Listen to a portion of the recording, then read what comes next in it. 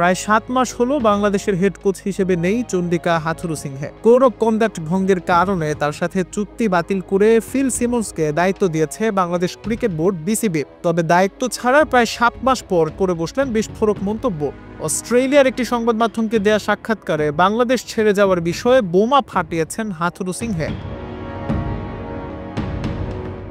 অস্ট্রেলিয়ার গণমাধ্যমকে দেয়া সাক্ষাৎকারে হাথুরুসিংহে বলেন, আমার উদ্দেশ্যে বাংলাদেশের সিইওর শেষ কথা ছিল আবার চলে যাওয়া উচিত। সে বলেছিল, বোর্ডের কাউকে বলার দরকার নেই, আপনার কি টিকিট আছে? এটি আমার জন্য একটি সতর্কতার সংকেত ছিল। তখনই আমি একটু ভয় পেয়ে যাই। নিরাপত্তার অভাব বোধ করছিলেন হাথুরুসিংহে। তিনি বলেন, সাধারণত সেই দেশে বাইরে বের হলে আমার একজন ড্রাইভার এবং একজন গানম্যান সঙ্গে থাকতো। সে বলেছিল, আজকে আপনার গানম্যান ও ড্রাইভারকে এনেছেন? আমি বললাম, না, শুধু ড্রাইভার আছে। তারপরে আতঙ্ক আরও বেড়ে যায় হাথুরুসিংহের। বাংলাদেশের সাবেক কোচ বলেন, আমি সরাসরি ব্যাংকে গিয়েছিলাম, দেশ ছাড়ার টাকা তোলার চেষ্টা করছিলাম।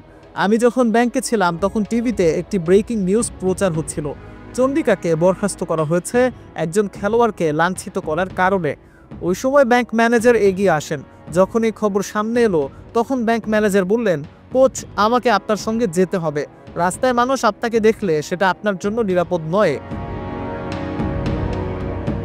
বিমানবন্দরেও নিজেকে গোপন রেখেছিলেন হাথুরুসিংহে। তিনি বলেন, তখন আমি আতঙ্কিত, কারণ আমাকে দেশ থেকে বের হতে হবে। আমার এক বন্ধু আমাকে সিঙ্গাপুর এয়ারলাইন্সের মধ্যরাতের ফ্লাইট ধরতে বিমানবন্দরে নিয়ে গিয়েছিল। আমি টুপি ও হুডি পরেছিলাম, অনিরাপদ লাগছিল নিজেকে। ওই সময় বিমানবন্দর থেকে গ্রেপ্তারের ঘটনাও অহরহ ঘটছিল। সেসব মনের কোণে উকি দিচ্ছিল হাথুরুসিংহের। দেশ ছেড়ে পালাতে চেষ্টা করার জন্য তারা আমাকে বিমানবন্দরে গ্রেপ্তার করতে পারত। এমন একটি ঘটনাও ঘটেছে যখন আগের সরকারের একজন মন্ত্রী দেশ ছেড়ে পালানোর চেষ্টা করছিলেন এবং বিমানটি রানওয়েতে থামানো হয়েছিল, সেখান থেকেই তাতে নামিয়ে এনেছিল। এসব আমার মনে ঘুরপাক খাচ্ছিল তখন।